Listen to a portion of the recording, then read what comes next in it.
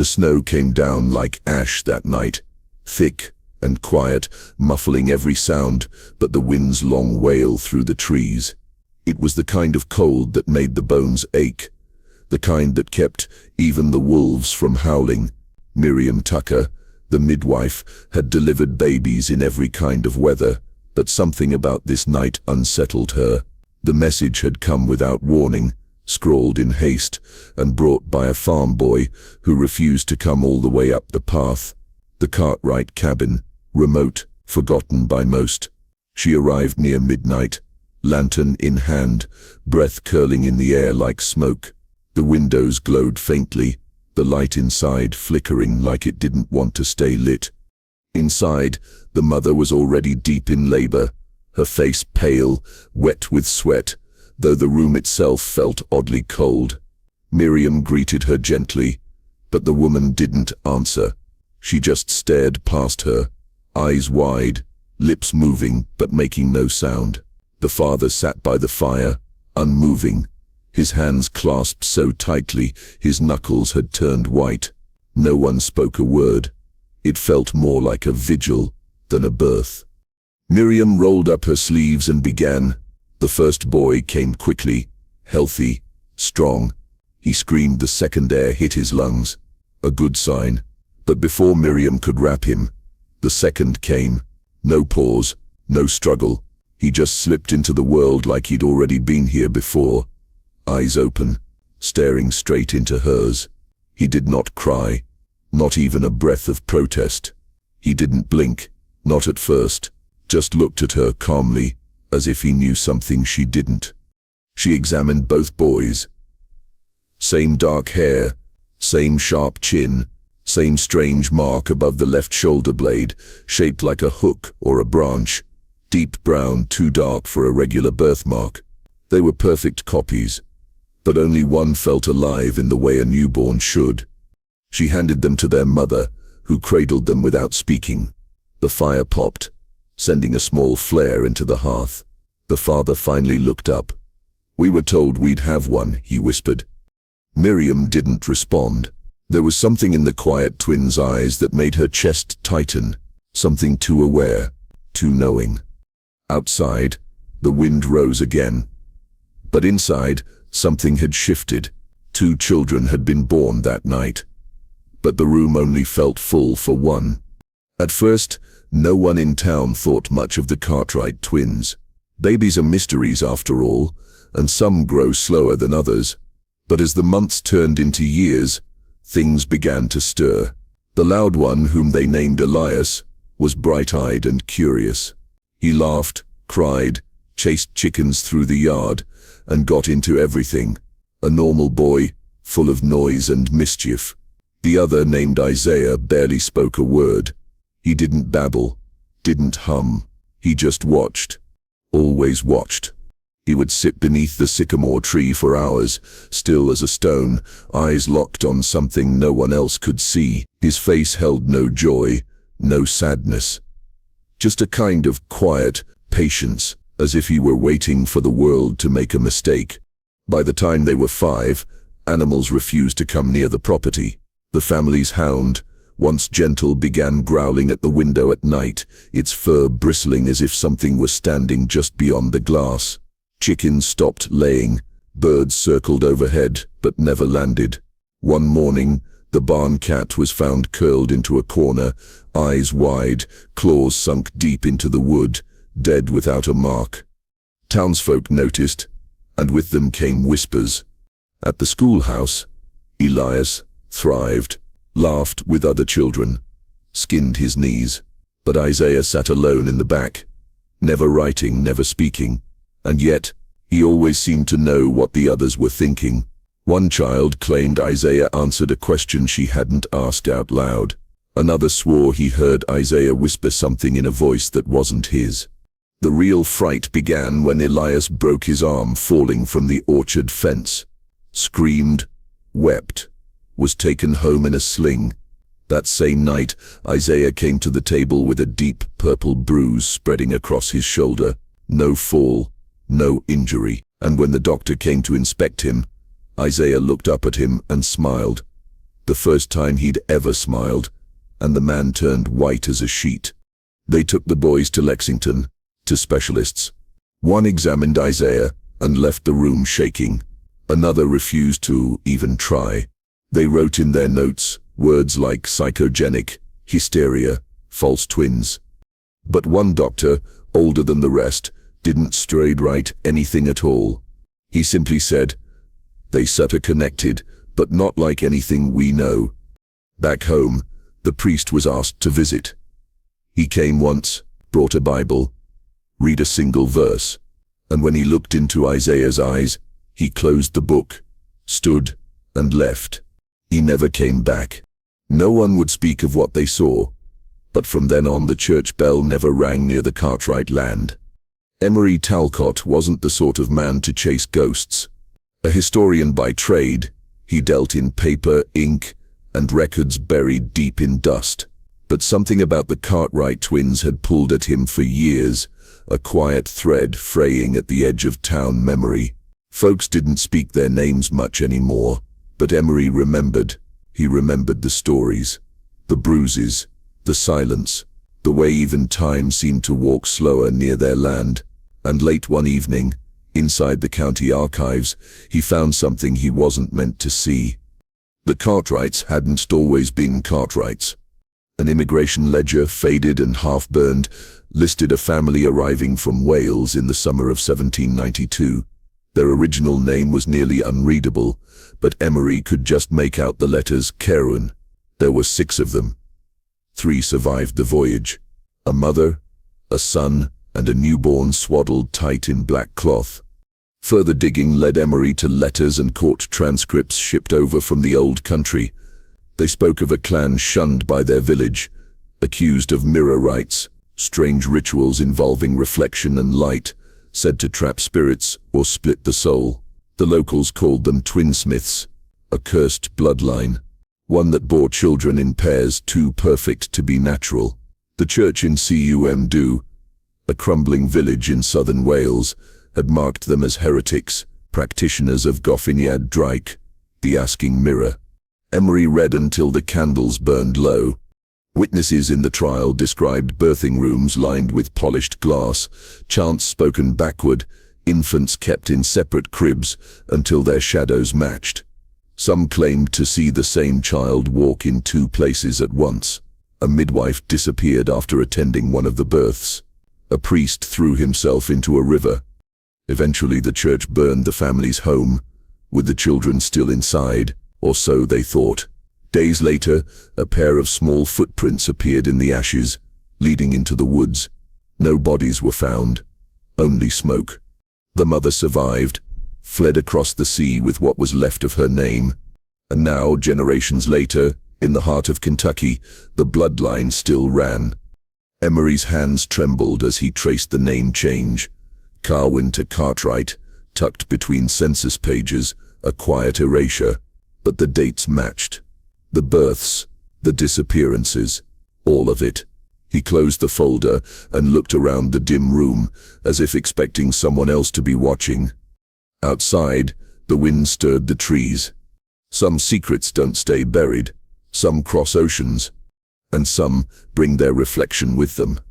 The diary was found behind a false board in the floor, discovered decades later when the house passed through too many hands and too many whispered warnings.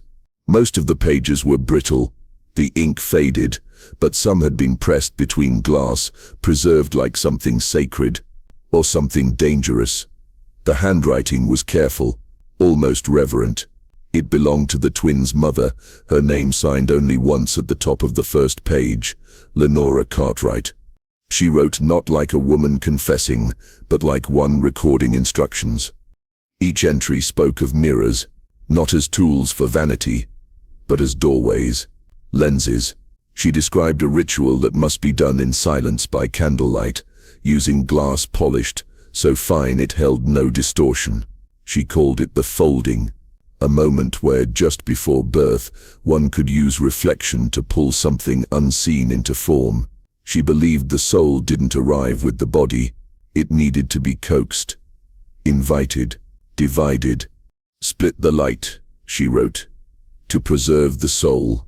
One entry, smudged but still legible, told of a dream she had while pregnant. In it, she stood in front of a tall mirror with her belly bare, and her reflection was not her own. Behind the glass, another version of her smiled, not lovingly, but like someone watching a performance. The reflection placed a hand on the glass, and inside her, the baby kicked for the first time. After that, she said, she began preparing the room. Candles, salt, glass from her grandmother's broken window, sanded to a perfect sheen. No one else was present. No midwife, no husband, just her, the mirror, and the prayer she could no longer remember how to say. She claimed that when the boys were born, only one cast a shadow. Not once in the pages did she name which one. She simply began referring to them as the boy and the other. Over and over the phrase appeared, scratched into the margins, etched deep into the back page in heavy, frantic lines. 2 born, 1 real. It ended without warning. The final page was torn, leaving only half a sentence. If the mirror ever, then nothing. But those who read the diary said afterward, the mirrors in the house grew colder. Some swore they fogged from the inside. One cracked without being touched. And in the silence that followed, they said they felt like someone else was reading over their shoulder. The summer of their 7th year was unusually still. The trees didn't rustle. The birds barely sang. Even the creek near the Cartwright land, once lively with frogs and cattails, had gone quiet. The twins played there often, but never together. Elias ran, climbed, skipped stones. Isaiah sat on the bank and watched, always watching. That morning had been no different. The boys had gone out just after breakfast, their mother warning them not to wander too far. The sun was soft, the sky clear, but by midday the stillness turned sour. Elias came running, soaked to the bone, gasping for breath and clawing at his throat. He couldn't speak, just pointed back toward the trees. It took the neighbors nearly an hour to find Isaiah. He was face down in the creek, pale, lips blue, limbs motionless beneath the water's surface. They carried him home in silence, already grieving. But when they laid him on the bed, something wasn't tote right. His chest moved, faint, slow, but it moved. His pulse flickered like a trapped candle flame. Elias stood in the doorway, shaking, eyes wide, mumbling the same thing over and over.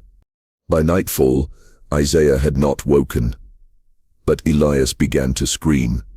He screamed as if something inside him were on fire. His body twisted in pain. His skin flushed red, then cold. The doctor came and found nothing wrong with him. No injury, no fever, but Elias's screams echoed through the valley, ragged and raw, for 3 nights straight. He cried out words no child should know, pleaded in voices not his own. And through it all, Isaiah lay still, eyes closed, breathing shallow.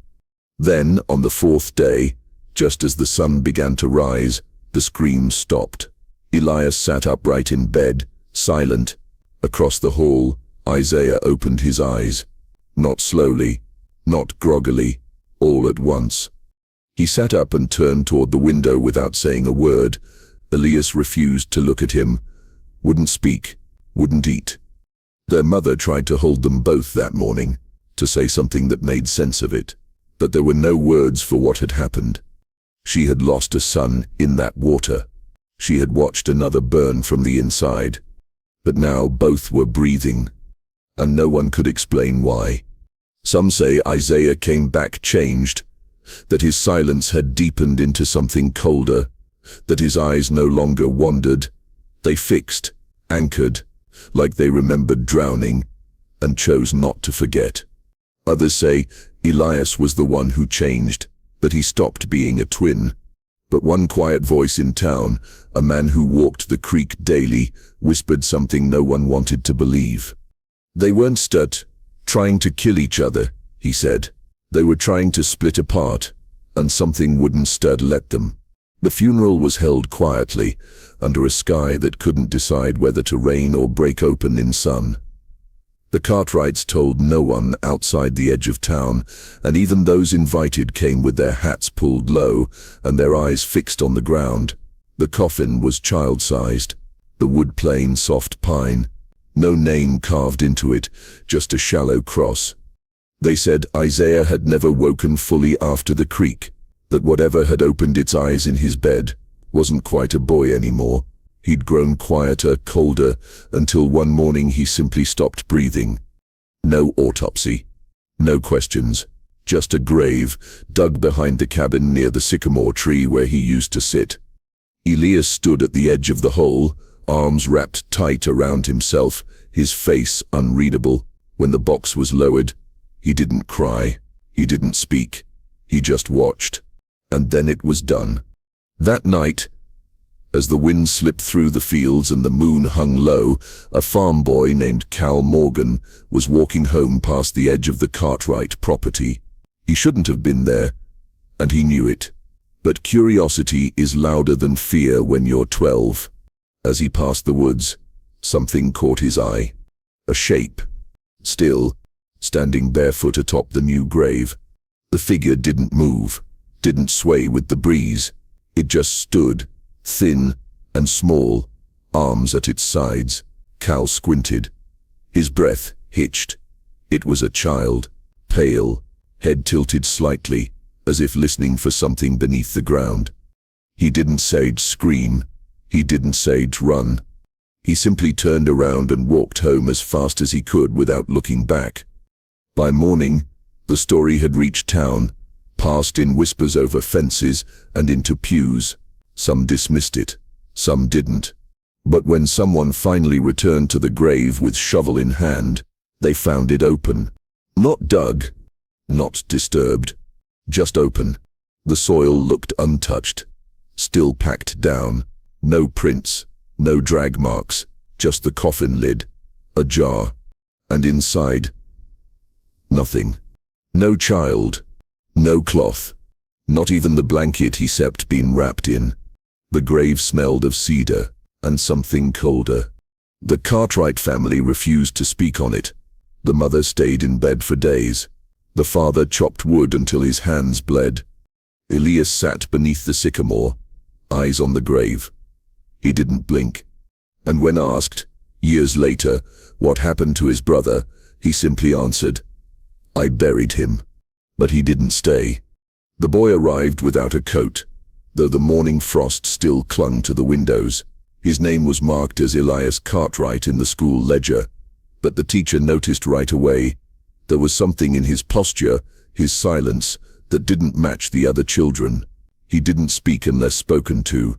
He didn't laugh, didn't flinch. When asked a question, he answered plainly, and always too fast, as if he already knew what would be asked. The schoolhouse was small, just one room, tucked on the edge of the trees. The other children gave him space, not out of kindness, but instinct.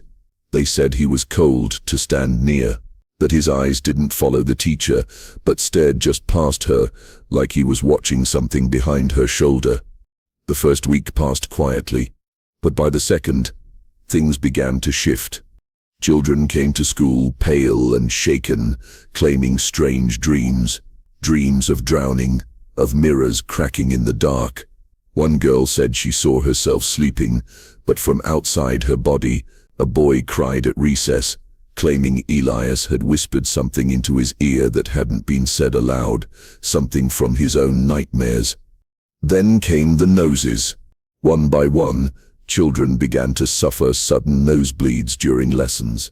They would press their hands to their faces and stare, confused, not in pain, but like something had pulled the blood out of them, always during the same part of the day. Always when Elias was looking into the far wall, where the old mirror hung above the blackboard. The teacher, Miss Albright, removed the mirror after a week. Said it was cracked, though no one had seen the break. But the next day she arrived to find the mirror back in place. No one had touched it. No one had the key to the storage room, where she'd locked it away. Then, On a Tuesday morning, a child disappeared. Thomas Bell, quiet, friendly, 9 years old.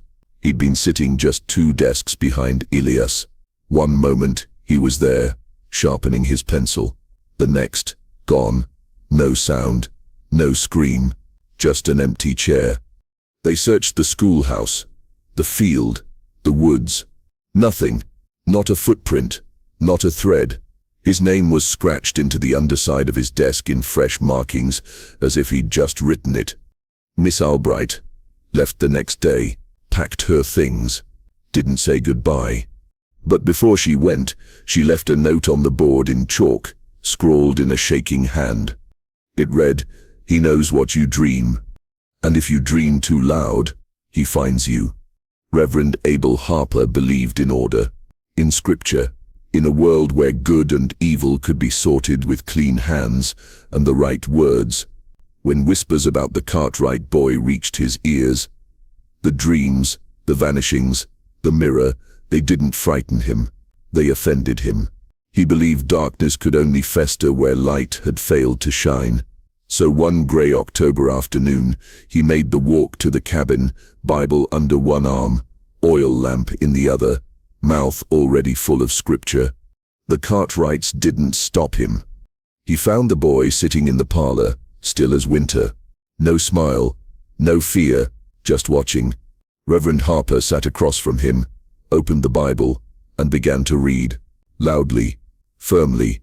The words rolled out like thunder, meant to shake walls, to burn away shadows. But the boy didn't blink, didn't move. And then slowly, he began to hum. It was low at first, soft enough to be mistaken for a breeze. But it grew, a tune not quite musical but rhythmic, like something being remembered, not learned. Reverend Harper lost his place on the page. He tried again, louder, voice cracking. The humming stopped. The boy looked at him and smiled. That night, the townsfolk heard cries echo from the chapel, not screams. Weeping. They found Harper, in the pulpit hours later, crumpled over the altar, blood dripping from his eyes, his nose, his ears. His Bible was open to a blank page. Not torn, not damaged, just blank. He didn't speak English after that, only muttered in broken Welsh, a language no one remembered him knowing. He never returned to the pulpit. Some say he lost his mind. Others said he saw something he couldn't explain, and it broke him in two. He locked himself in his cottage, carving strange symbols into the floorboards with the edge of a fork, mumbling between sobs and fits of silent laughter. When the sheriff forced the door open weeks later, they found him rocking back and forth in the dark, surrounded by empty candlesticks and mirrors covered in soot. On the wood beside his bed, carved deep into the floor, were 6 words, words that no one could erase, no matter how they tried. "Hecep's not the one who died." People asked which he meant, but Harper wouldn't say. He never said another word again.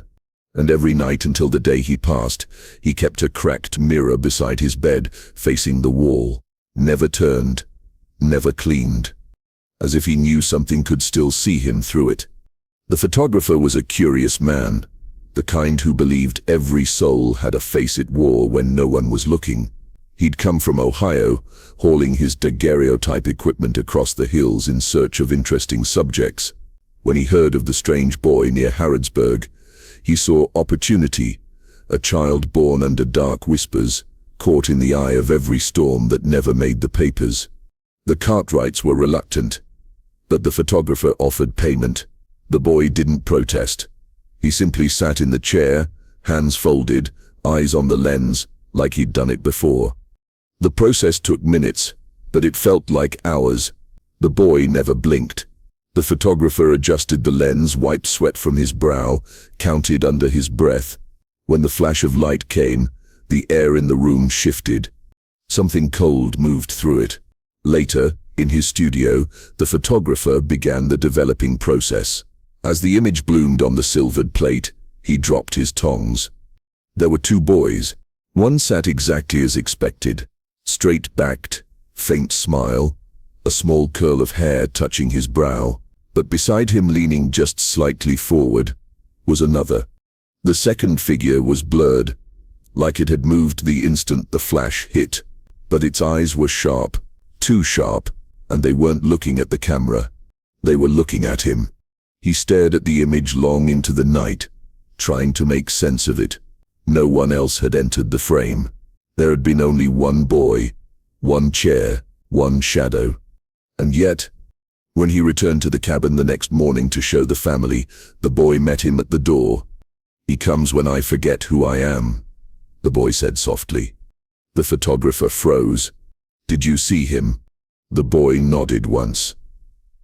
"He's always there, but only sometimes. He gets close." That night, the daguerreotype vanished from the studio. No signs of forced entry. No broken locks. Just an empty plate, where a face, or two, had once stared back. Some claimed the photographer staged the whole thing for attention. Others whispered it was taken, because the second one didn't want to be seen. A week later, the photographer packed up his gear and left Kentucky for good. But before he did, he confided in a blacksmith's wife, the only person he still trusted. He told her the image kept changing. That every night, the blurred figure came more into focus. And on the last night, it was smiling. Not like a child, but like something that finally knew it was being watched. The road from Harrodsburg to Lexington was narrow and rough, winding through thick woods that seemed to listen more than they whispered. Dr. Silas Renner, a man of science and certainty, had requested custody of the boy. He called it a phenomenon, a mirror twin, unlike any he'd read about. Not merely genetic, he argued, but a living contradiction, one that defied symmetry, biology, even mortality. He was determined to cut through the mystery with a scalpel. The Cartwrights signed reluctantly, worn thin by years of rumors and half-screamed nights. Maybe someone in the city could explain what had become of their son. Maybe someone could name it. The boy was placed in a carriage just before dawn. He didn't resist, didn't speak, just stared out the small window, unblinking as the frost gathered on the glass. Renner sat across from him, medical bag at his feet, notes tucked into his coat. He asked questions, but the boy gave no answers. Not until the carriage turned sharply down an old dirt road choked with trees. "He doesn't like roads like this," the boy said softly. Renner furrowed his brow. "Who?" The boy didn't set reply. The next part was never quite clear. The driver would later swear something darted in front of the horses, not an animal, not a man, just a flicker, a blur.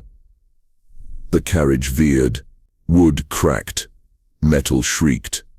When help arrived hours later, they found the horses trembling, reins shredded, the driver unconscious, and Renner bleeding from the scalp, pacing circles in the mud and weeping. He kept repeating one sentence. "There was another on the road." He waved at me. Renner survived the crash, but never returned to Lexington. He was later found scribbling the same image over and over in a boarding house, a boy standing in the trees, his hand raised in farewell, the fingers leaking something dark. The child unharmed. Not a scratch. The townsfolk say he climbed from the wreck and simply walked home. When his mother asked what had happened, he answered without hesitation. "He got too close, so my brother showed him the way out." The doctor's notes were never recovered. His request for formal study was denied, and the boy remained in Harrodsburg as if the land itself refused to let him go. Sometimes travelers along that stretch of road still report seeing a boy standing just beyond the tree line. He doesn't speak, he only waves. And if you don't sit, wave back, you might just see him again. Closer. Dr. Francis Vale had always kept meticulous notes. He was a man of precision, not poetry. He believed every truth could be measured, charted, captured in ink and logic. But his final journal, the one his family found sealed in a tin box beneath a floorboard, was different. The handwriting began neat, clinical. By the last page, it was shaking, almost frantic. He'd come to Harrodsburg quietly, posing as a traveling physician. What drew him was rumor, the tale of a boy who cast no shadow, who spoke to walls that answered, who survived what should not be survived. Vale didn't believe in ghost stories, but he believed in anomalies. And in this boy, he found one. He performed regular examinations with the parents' permission, heart rate, reflexes, eye dilation, all normal. Too normal, until he placed a crude EEG band over the boy's head and saw something that couldn't be faked. Two patterns, intertwined, pulsing independently, like two songs sung in perfect disharmony inside the same skull. He repeated the test dozens of times, changed equipment, even tried different rooms. It never changed. Dual activity, one dominant, one quieter, until the boy slept. But sips when things began to fracture. Vale started hearing things in the night. Not voices, breaths, movements in rooms that were locked, chairs slightly turned, a pencil rolling across a desk, untouched. He kept a log, hoping to explain it all through science. But then, during one visit, the boy collapsed mid-sentence. Not fainting, more like folding inward. He hit the floor, eyes open but unseeing, unconscious for hours. And while Vale watched over him, the house filled with something colder than silence. Whispers came from beneath the floorboards. Not English, not anything known. Vale recorded them, played the tape back. Nothing, only static. But in person, they were clear. They spoke of hunger, of mirrors, of a soul stretched too thin. That night, he didn't sleep. He wrote in the dark, over and over. They are folded, not separate. Folded, not separate. Folded. The last entry in the journal was dated 3 days later. It was short. As I've seen him blink, once with one set of eyes, once with another, same face, same body, but he seps never alone. He never was. Dr. Vale died weeks after returning home. A sudden stroke, the report said, peaceful, but his daughter later confessed. She found every mirror in his house turned backward, even the ones nailed to the walls. And in the attic, above his desk scrawled in faint chalk, was one question. What happens when the other one wakes first? It happened on a night so still, the wind forgot to breathe. August 14th, 1847. The air hung heavy over Harrodsburg, thick with heat, and something else, something waiting. The town slept uneasy. Dogs whined without reason. Lamps flickered, though no breeze stirred them. And then, at exactly 3:33 a.m., every clock stopped. Not slowed, not broken, stopped. In the morning, families compared stories.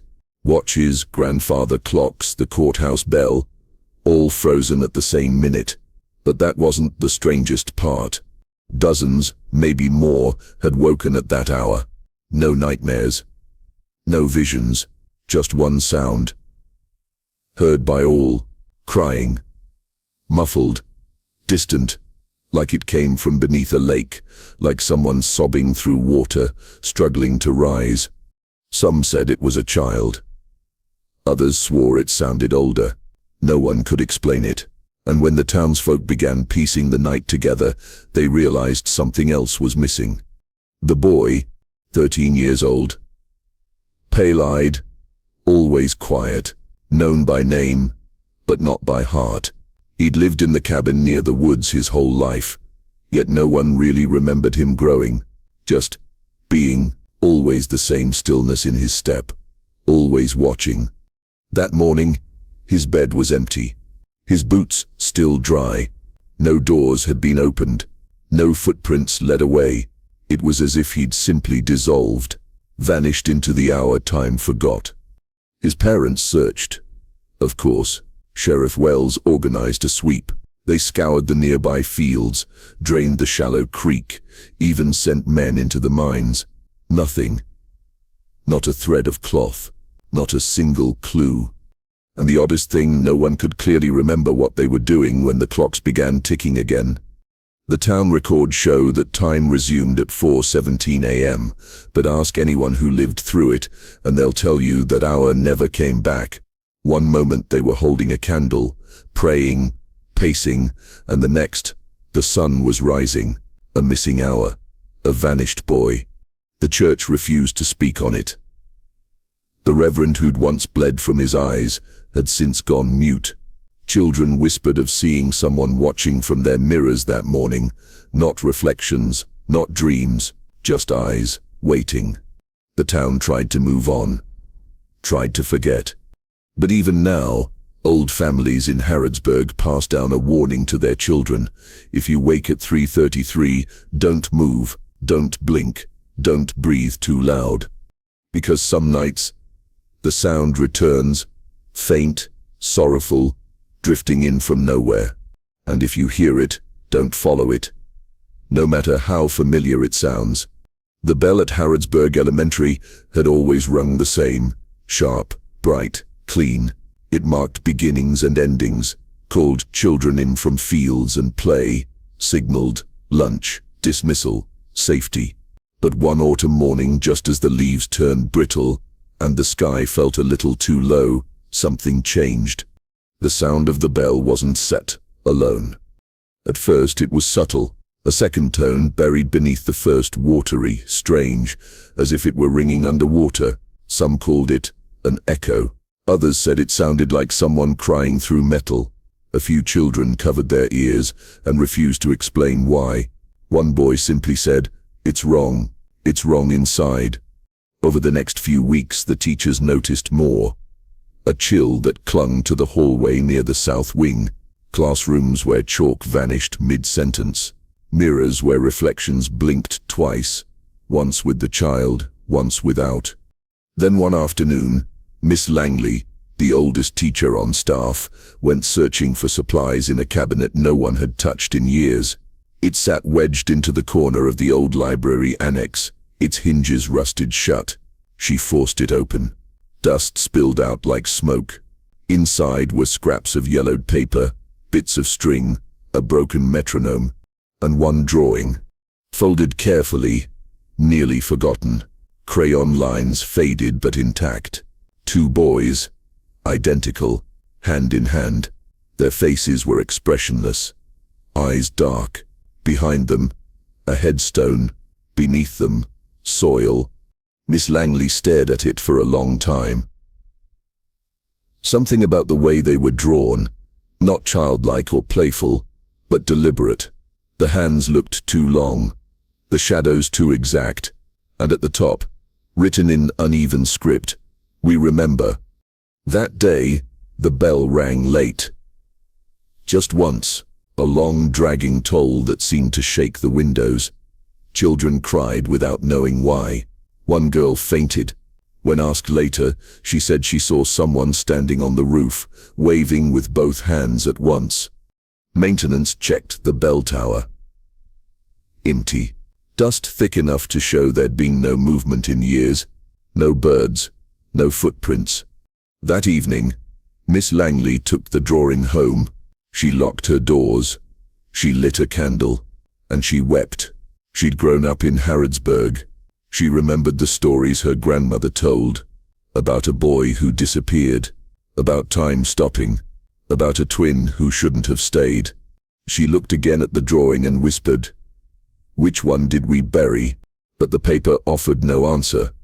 And the next morning, before the bell rang, the drawing was gone. It began with footsteps in the rose garden of the Barrow estate. Soft, deliberate, barefoot. At first the groundskeeper thought it was a drunk or a vagrant, but the man they caught standing beneath the rose trellis was barefoot in the snow, clothes too small, skin pale as bone. He didn't resist. He just stared at the house like he'd seen it before. They brought him to the Louisville constabulary. He carried no identification, no money, no scars, no tattoos, no memory, or none he could explain. He gave no name, only a series of sounds the clerk mistook for a seizure. until a Welsh immigrant constable recognized fragments of a dialect thought extinct. He said, "To the light is cracked." To the constable later reported, and "Tze, I held the wrong hand." Tzep. The photographs taken for processing blurred inexplicably, even though the man never moved. When asked to place his hands for fingerprinting, the ink slid off his skin like oil from water. No ridges, no prints, just blank, waxy flesh. The doctor called it a deformity. Others called it something else. On the third day, they brought him a mirror. His reaction was immediate. A scream, high, childlike, followed by violence. He hurled the mirror across the room, then began clawing at his own reflection in the shards. Witnesses said he screamed, in perfect English, "He seps, still here. He followed me through." Then he did something no one could explain. He opened his mouth wide and bit down on his own tongue with such force it tore free. Blood soaked the walls. He collapsed, convulsing. He died that night in his cell, unable to speak another word. When they prepared his body for burial, they noticed something else. 2 small scars behind his ears, perfectly symmetrical, surgical. Ritual, no one could say. A physician present during the autopsy said the man's skull showed faint signs of duplication, as if his brain had tried to divide itself. The case was quietly closed. He was buried in a public grave under the name John Mirror. But the constable, the one who understood his Welsh, kept a note from the interrogation. It was a single phrase, jotted quickly before the man attacked himself. "We were never meant to wake up separately." The note is now housed in the archives of the Harrodsburg Historical Society. No one recalls how it got there. The house on the edge of Harrodsburg sat vacant for decades, decaying in silence. Locals said it was cursed, but the records never showed why. So in the spring of 1903, when the Caldwell family purchased the place at auction, they thought they'd found a bargain. Wide fields, a cold well, and a 2-story cabin with hand-carved beams and soot-stained hearths. For the first week, it was quiet. Then came the dripping. Late at night, thick, rhythmic drops echoed through the hallways. But when Mr. Caldwell checked the roof and the pipes, everything was dry. Plumbers came and found nothing. It only happened when it rained, but never outside. Then the walls began to stain. During the first thunderstorm of the season, Mrs. Caldwell woke to find dark red streaks leaking down the wallpaper in the upstairs hallway. She touched it. Warm, sticky, but gone by morning. The wallpaper dry and unstained, as if it had never happened. Their daughter Anna changed after that night. She began waking up in strange places, curled up in the root cellar, standing barefoot in the field, her dress soaked with well water. When asked what happened, she would simply say, "He needed to walk." She spoke of a twin, a boy with her face, who lived in the mirrors, and only came out when lightning struck. She said he wasn't mean, just lonely and cold. The Caldwells called a doctor from Lexington. He examined Anna and found no physical issues, but diagnosed her with a dissociative hallucination derived from ancestral trauma. Children, he said, sometimes inherit memories that aren't set their own. That night, the doctor stayed for supper. As lightning forked across the sky, the dining room mirror cracked from the inside. Blood trickled from the crack. The doctor left before dawn. Anna continued to deteriorate. Her voice would shift in tone and cadence. She began speaking in a language her parents couldn't understand. She covered the mirrors with sheets. "He sees better in glass," she whispered, "and when the light breaks, he walks." The family abandoned the house by winter. They left everything behind. Years later, when the property was surveyed, the workers found something behind the upstairs wall, a cavity filled with children's Seb's drawings, all of them identical. 2 figures, holding hands, one smiling, one bleeding. On the back of one drawing was scrawled a message in red crayon. "He came back different." The flood came without warning in the spring of 1911. Rain pounded Harrodsburg for 6 days straight, the creeks overflowing their banks and carving new scars through the lowlands. Among the hardest hit was the long-forgotten field behind the abandoned Caldwell property, once a cemetery, now mostly unmarked and overgrown. When the waters receded, the dead rose. Dozens of coffins lay torn from the earth, wood bloated and split. Most still held their silent occupants. All but one. A small, rotted coffin, half sunken in mud, sat open, shattered from the inside. There were no bones, no cloth, just scratches along the lid and deep gouges in the soil leading away from it. Sheriff Mays called it erosion, said animals might have taken the remains, but no one asked why all the claw marks pointed outward. That evening, people began whispering about shapes in the trees, shadows that moved against the wind. Children said they saw someone watching them from the edge of the woods, a boy, pale and dripping, with empty eyes. No one left their lanterns unlit that night. By morning, the priest had called an emergency mass. Not for celebration, not for confession, just silence. The congregation sat shoulder to shoulder, staring ahead, listening to nothing. Reverend Kinney didn't preach. He simply walked to the altar, set down a single black candle, and lit it. He looked to the pews and said only, "Do not turn your mirrors toward the windows." Then he stepped down and locked the church doors behind them. The following nights brought more sightings. Livestock found with their heads twisted, muddy child-sized footprints leading in circles around homes. A dog was discovered curled up on its master's porch, still breathing, but blind.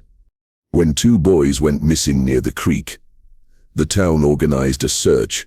They never found the children, but they did find, carved into a tree trunk near the bank, a crude symbol, 2 stick figures side by side.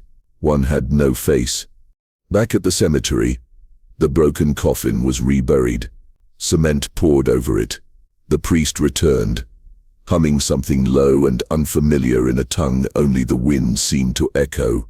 Still, people whispered that the wrong twin had been buried, and that graves only open when something wants out. The McAllister family bought the old Caldwell house in the summer of 1936, drawn in by its low price and sturdy frame. They knew the place had history, whispered, unsavory history. But Depression-era dollars didn't stretch far, and the land was still good for planting. By autumn, renovations began. While tearing up the attic floorboards to run new wiring, 12-year-old Ellie McAllister found a rusted tin box buried beneath a loose plank. Inside, a stack of aged yellowing letters, all written backward. At first, they thought it was a prank or the scribblings of a madman. But held to a mirror, the words flowed clean and deliberate, page after page, date stamped between 1908 and 1910. The writer never signed his name. He only referred to himself as the one they kept. He described memories he knew he hadn't lived, a woman's perfume he could smell but never place, a scar on his hand that faded when he tried to recall how he got it. He woke up in the wrong room, wearing clothes he didn't remember owning. At times, his reflection would be facing the wrong direction, eyes already watching before he moved. In one letter he wrote, "There are 2 lives pressing against the inside of my skull. Sometimes I don't know which voice is mine." Others told of doors unlocking on their own, of footsteps echoing when he stood still. Furniture rearranged itself. His bed would shift to the opposite wall while he slept, always angled toward the mirror. Then came the letters about the mirror itself. He claimed it pulled at him when he passed, that it shimmered subtly when he wasn't looking directly at it. He tried to cover it once, but awoke to find the cloth gone, and the words, "I remember now," written in condensation across the glass. In the final half-finished letter, dated November 3rd, 1910, the writer's tone shifted.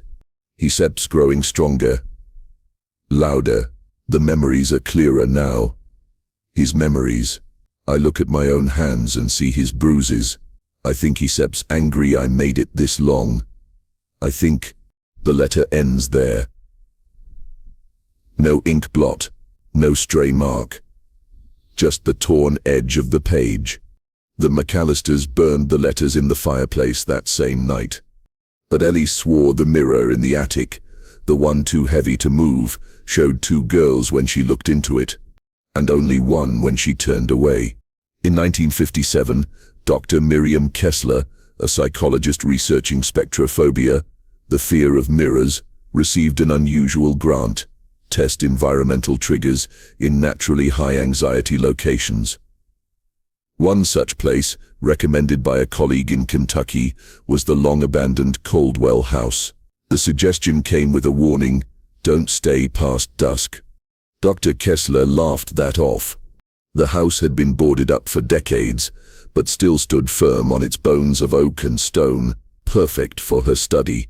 She had mirrors installed in 3 rooms, all angled toward old furniture left behind. Her subjects, local volunteers with mild mirror anxiety, were instructed to enter, sit for 10 minutes, and describe what they saw. 5 subjects completed the session with varying degrees of discomfort. Vague shapes, imagined movement. A few odd reflections blamed on bad lighting. But the 6th, a young woman named Anna Leland, never made it the full 10 minutes. She sat quietly at first, breathing deeply, eyes locked on the tall parlor mirror.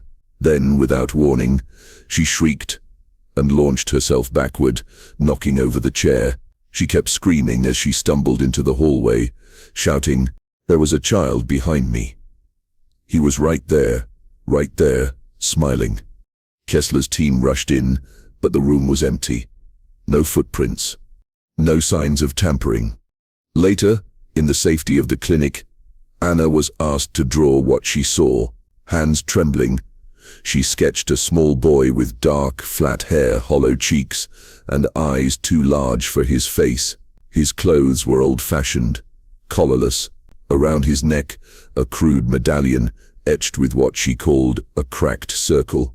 Dr. Kessler didn't think much of it until the local historical society, reviewing the study, went pale at the sight of Anna's drawing. Without saying a word, one of them retrieved an aged portrait from the archives, a charcoal rendering dated 1834, the same year the Caldwell twins were born. The resemblance was exact. No one had shown Anna the portrait. She wasn't from Harrodsburg. She'd never heard the town's stories. Kessler returned to the house once more, alone, just to test her own nerves. She stood before the parlor mirror. As the sun went down, the air grew colder. Her breath fogged the glass. For a heartbeat, her reflection blinked out of sync. And behind her, just for a moment, a second, smaller silhouette leaned into frame and smiled. By 2008, the Caldwell legend had become more than folklore. It was a challenge. A multidisciplinary research team from a prestigious Northeastern university descended upon Harrodsburg with state-of-the-art equipment and open skepticism. Their aim was simple: debunk the so-called twin anomaly. They brought thermal imaging rigs, EMF detectors, brainwave readers, seismic monitors, and a dozen PhDs who rolled their eyes at the town's superstitions. The primary focus was the old Caldwell property and its outlying burial grounds, where one child's grave remained conspicuously unfilled. Day 1. Nothing. A few elevated EMF spikes, easily explained away by faulty wiring despite the house having no electricity. Day 2. Things began. Bending. A mirror, brought in for a reflection depth analysis, cracked precisely down the center, though no pressure or movement had been applied. It had been resting untouched on a velvet-lined table. A geophysicist scanning the soil near the split coffin reported tremors on the equipment, but the ground beneath her boots stayed still. Temperature drops of up to 20 degrees were recorded in rooms without airflow. And inside the master bedroom closet, a thermal camera showed a heat signature. the height of a small child, standing perfectly still. But the closet was empty. The team reviewed hours of audio footage each night, hoping to catch faulty wiring or the creaks of an old home. Instead, they heard it, a voice, soft, childlike, barely audible, repeating, "Still two, still two, still two." No team member claimed to be present during the recording. No local children were anywhere near the site that night. The property had been sealed and guarded. Attempts to replicate the voice failed. The recorder was dismantled. Nothing irregular was found. In a final act of confidence, the lead researcher conducted a live demonstration for press and donors. He stood before the house's main hallway mirror, arms crossed, smirking, daring anything to happen. The mirror didn't break, the lights didn't flicker. But when he turned to leave, the audience gasped. Playback of the live feed showed the man walking alone into the hall, and a second boy-shaped silhouette in the mirror, stepping the opposite direction. Frame by frame, the silhouette turned toward the camera and smiled. Funding was quietly pulled. The study never published.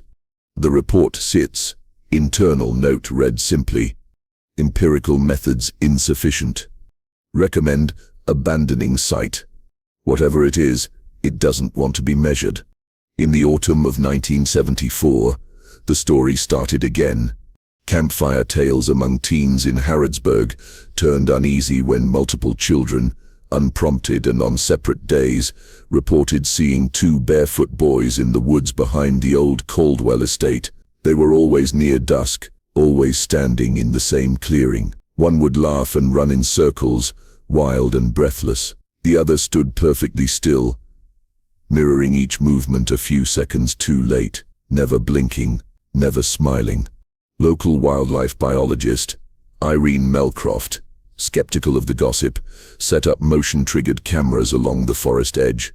Most came back blank.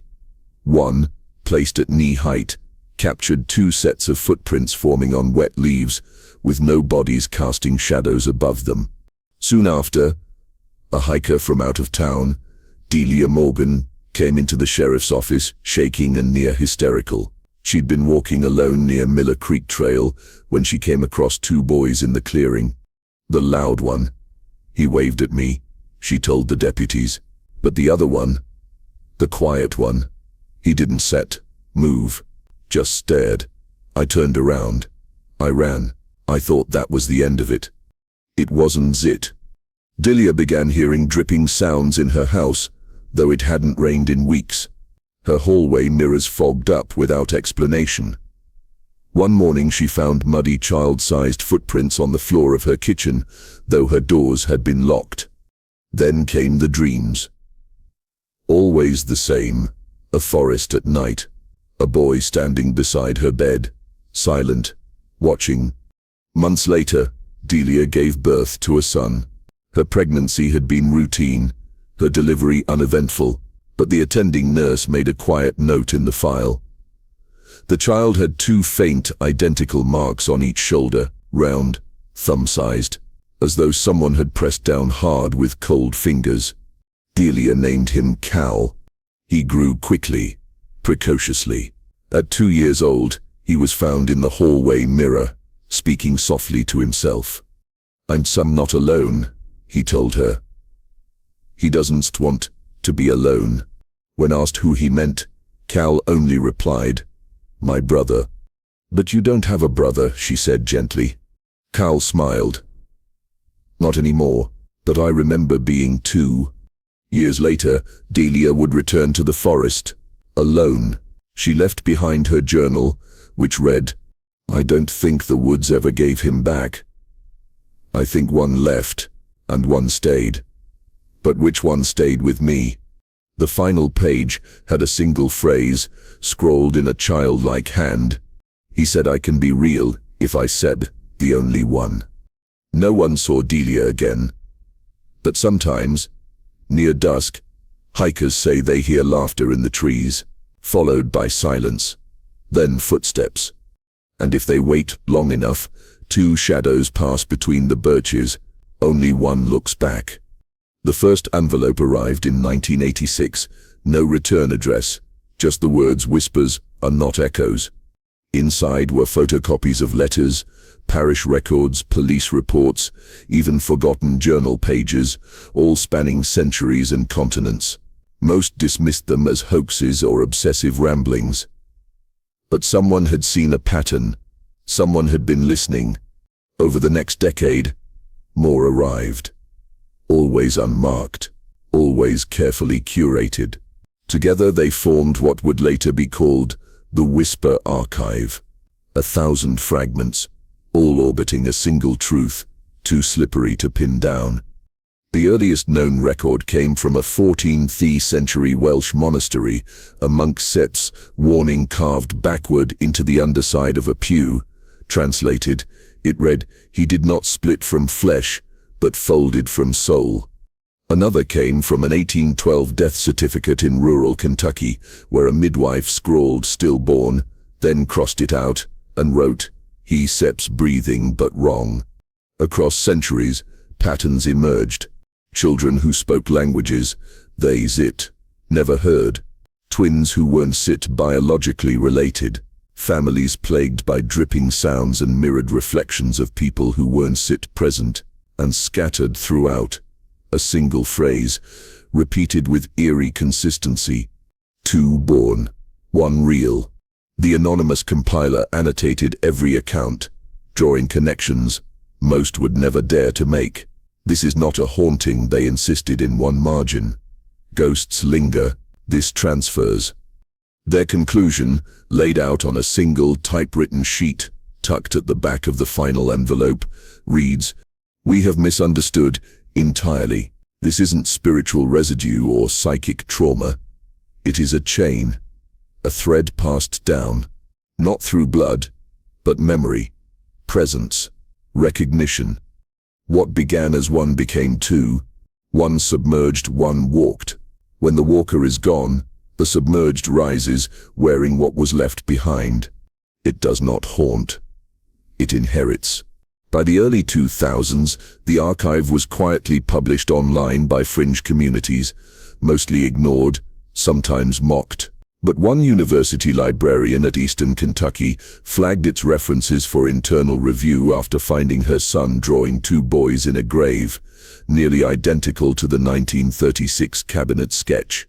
In the final known addition to the archive, a handwritten letter simply states, "It isn't set the mirror that shows him.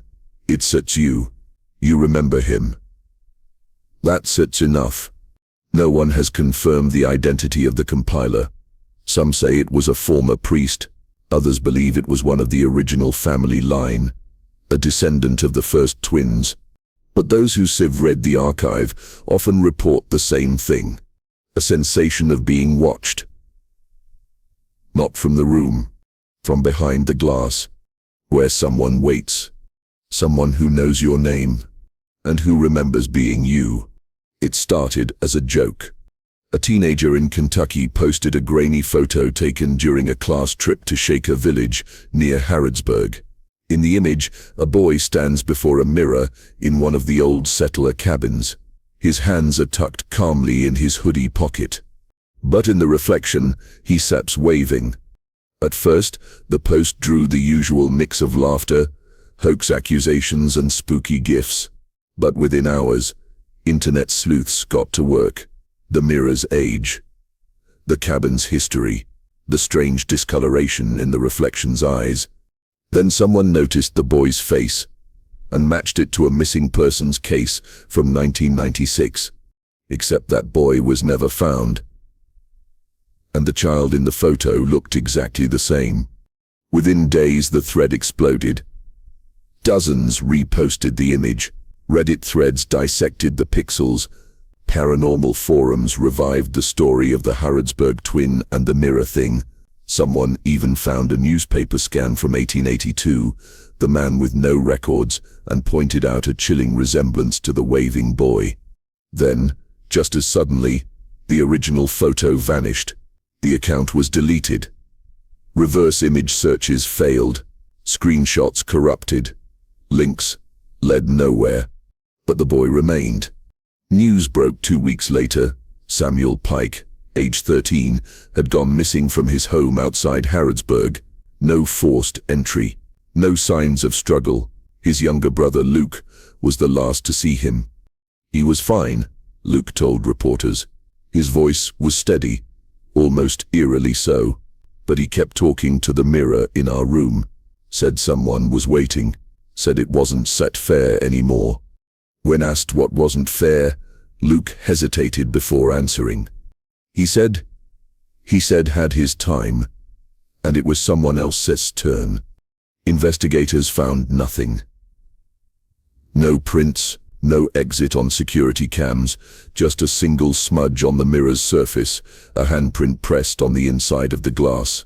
Later, an amateur photographer uploaded a shot he'd taken the morning after Samuel vanished. In the background, barely visible through the misty woods, 2 boys stood side by side. One barefoot, one wearing a hoodie. One smiling, one watching. The image was flagged and removed within hours. The photographer never posted again. In the Pike family home, the mirror has since been taken down, but Luke refuses to get rid of it. He keeps it covered, draped in a dark cloth. He's never given another interview, but during a recent podcast, the host claims Luke left a voicemail at 3:33 a.m. The message was just 6 words. I still hear him breathing back. In the end, the question was never who died. It was which one stayed. Across centuries of blurred photographs, missing children, and impossible reflections, a single pattern emerges. The story doesn't follow one boy. It follows a bond, one that refuses to unravel, even in death. The final journal recovered from Harrodsburg's abandoned schoolhouse, dated 1932, contains a drawing long thought to be vandalism. 2 stick figures, one labeled me, the other not me. Their hands are connected. The caption below reads, "We were always meant to trade." A 1911 family portrait resurfaced last year in a private auction. It shows a boy seated in the front row, slightly turned. Look closely, a blurred face watches from the window behind him. Experts who examined the negative found no tampering, but noted that both figures cast a shadow.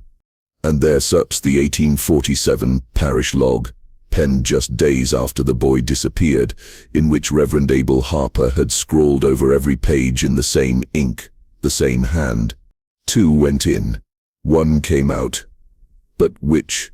Diaries, testimonies, and oral histories point not to resurrection, but exchange.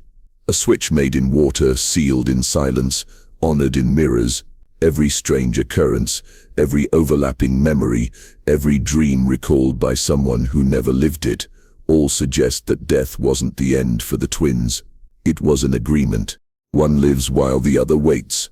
But time warps such arrangements.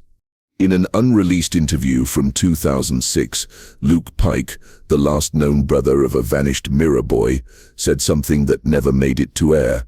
"Sometimes I feel him behind my eyes, like I was blinking for both of us." He then asked the producer a question off camera, now preserved only in a transcript. What if it starts not about who died, but who was allowed to keep being real? No one in Harrodsburg will say the name out loud anymore. The grave is still there, though nothing lies beneath. The house still stands, though its rooms are never rented for long. And every window, every dresser, every shard of polished glass is covered by nightfall. Old-timers say it serves not fear, it's courtesy. You don't invite someone who keeps waiting too long. And when you ask them what they believe, whether the drowned twin was the one who lived, or if they ever truly separated, they'll give the same answer. Whispered, careful. Doesn't matter which one lived. They both remembered drowning.